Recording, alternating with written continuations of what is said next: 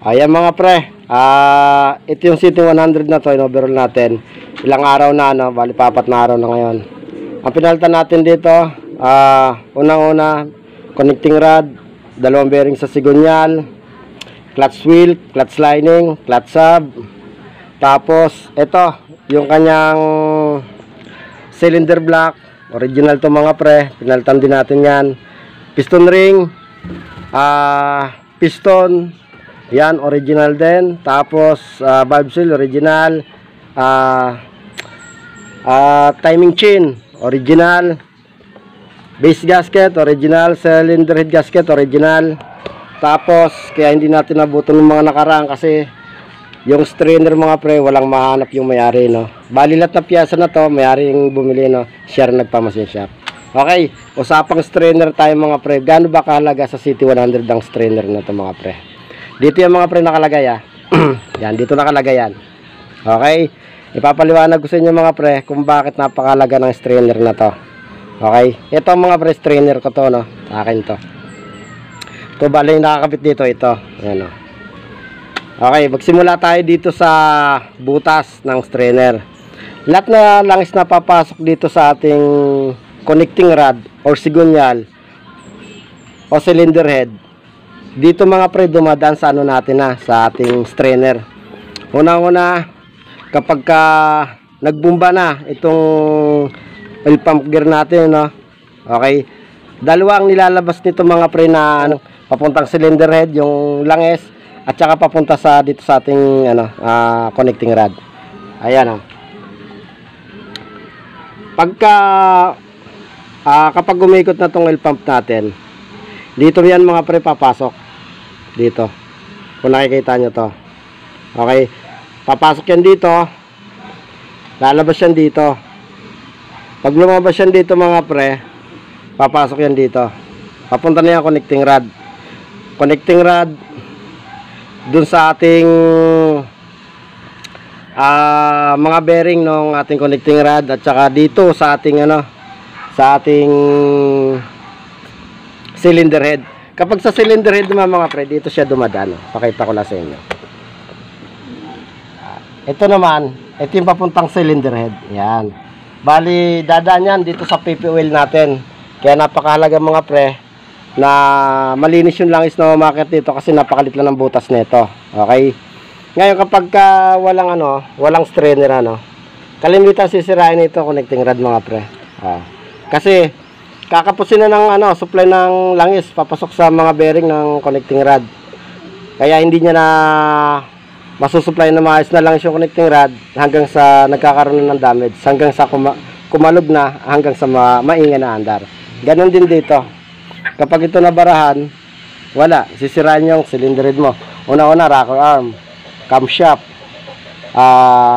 block, piston ring, lahat yan sisirain kapag walang umakit na langis dyan mga pre. Kaya napakalaga ng ating strainer na to mga pre. Kaya sa walang strainer, importante mga pre, lagyan nyo ng strainer. Kasi ito yung pinakasalaan. Okay? Konektado yan dito sa ating ito yung nagbibigay sa lahat ng langis. Itong oil pump gear natin. Siya nagsusupply sa ating connecting rod. Siya rin na nagsusupply dito sa ating cylinder head. Ayan. Kung nakikita nyo to, ito yung mga diadaanan ng langis, ayan ang mga butas na to ng langis natin, yan. Dito papasok sa ating dito sa ating centrifugal, papasok sa connecting rod. O yun lang, kaya ko binlag to para makita na mayari na ito na, meron na tayong yung luma natin. Siya na lang nilagay natin kasi wala siyang mabili, marami nang pinuntahan, walang makuha at ubos na. Okay, salpak na natin to. Ayan mga pre, buhayin na natin. Ito na yung strainer mga pre ha. Gaya na sinasabi ko, inuulit ko, napakalaga ng strainer kasi yung strainer ang nagiging trabaho nito, tagasala ng mga langis na umakyat sa mahalagang piyesa ng ating makina, Ayan. Ito, ilagay natin yung kanyang mga pre, clutch bearing to kung tawagin. Ayan. Tapos ito naman, ito yung kanyang post rod or toser. Lagyan natin. Side gasket, bali strawberry, Ang brand, napakaganda gamitin ito. 00 to mga pre. Pag bumili kayo, ito na gamitin nyo kapag kayo nag-overall ng City 100 nyo. At kung makikita nyo, napakaganda ng kanyang ano. Pantay na pantay, walang awas. Ika nga swabing-swabe mga pre. Okay, kabit na natin. Ayan o.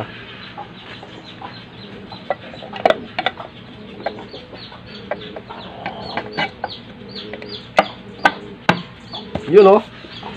Check natin. Yun o. Alright. Makikita yung gasket o. Lagyan na natin to ng 10 tornilyo.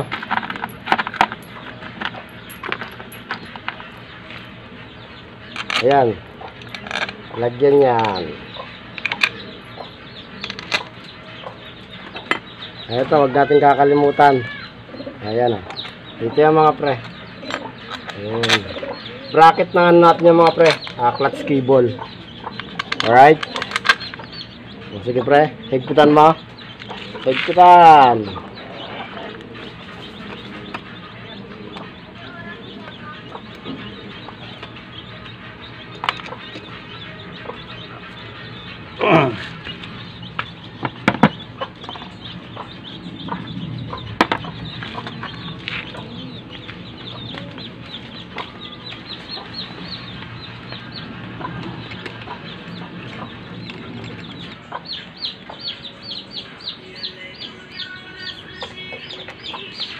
Tapos lagay na natin to mga pre. Ito yung ang tawag nito mga pre, ano ha?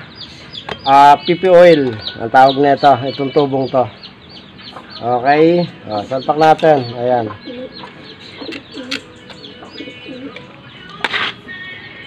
Haka na.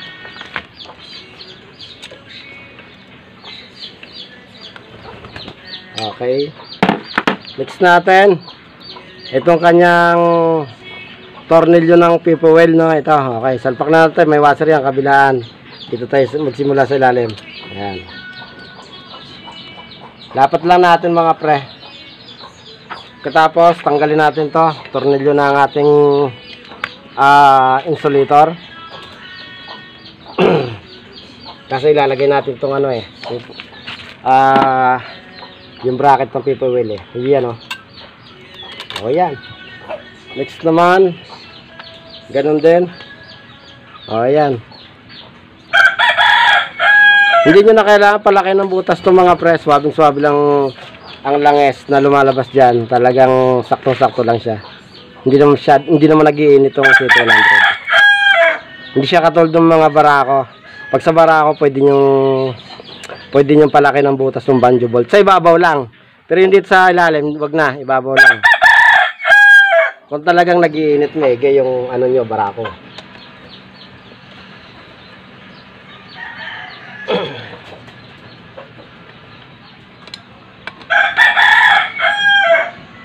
Okay, kita na natin to. Yung mga pre, shoutout nga pala kay Ryan Friends Inad. Yan. Pre, salamat sa GCash na pinadala mo kapon. Talagang malaking tulong yung ginawa mo at yung pinadala mo sa akin. Salamat ng marami. Okay, tigtipan natin ito mga pre.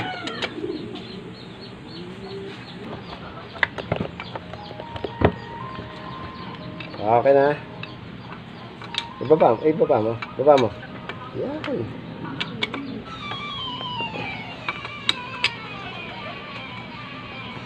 Okay. Ayan mga pre, tapos na. Yan boss. Okay na itong makina mo. Kunin mo na. At salpakan na yan. Mga pre, makina na parang dinala dito sa atin. Ayan. Okay na to boss. Kita mo. Ayan 0-0. Talaga naman napakahusay. Para naman sabi mo. Matindi.